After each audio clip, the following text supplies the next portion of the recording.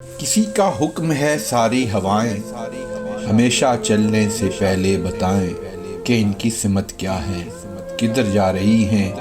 ہواؤں کو بتانا یہ بھی ہوگا، چلیں گی اب تو کیا رفتار ہوگی۔ ہواؤں کو یہ اجازت نہیں ہے کہ آندھی کی اجازت اب نہیں ہے۔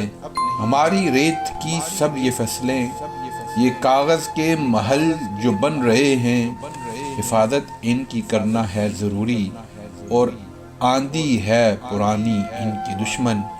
یہ سبھی جانتے ہیں کسی کا حکم ہے دریا کی لہریں، ذرا یہ سرکشی کم کر لیں اپنی حد میں ٹھہریں۔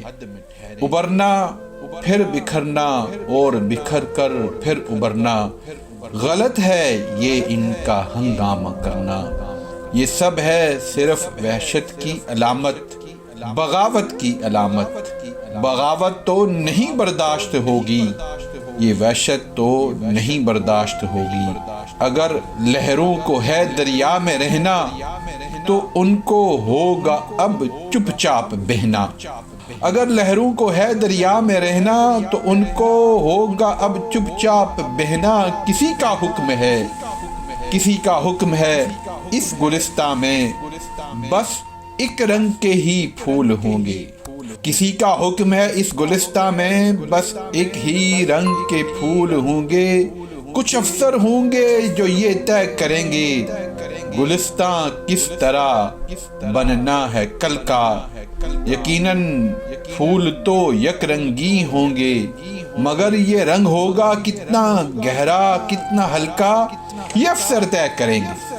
کسی کو کوئی یہ کیسے بتائے گلستاں میں کہیں بھی پھول یک رنگ نہیں ہوتے، کبھی ہو ہی نہیں سکتے، کہ ہر ایک رنگ میں چھپ کر بہت سے رنگ رہتے ہیں۔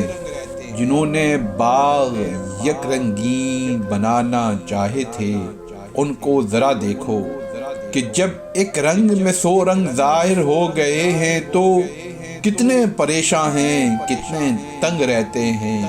کسی کو یہ کوئی کیسے بتائے ہوائیں اور لہریں کب کسی کا حکم سنتی ہیں۔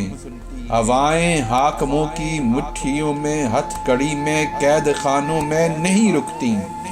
ہوائیں حاکموں کی مٹھیوں میں ہتھ کڑی میں قید خانوں میں نہیں رکتی۔ یہ لہریں روکی جاتی ہیں تو دریا کتنا بھی پرسکون ہو بے تاب ہوتا ہے، اور اس بے تابی کا اگلا قدم سیلاب ہوتا ہے، سیلاب ہوتا ہے۔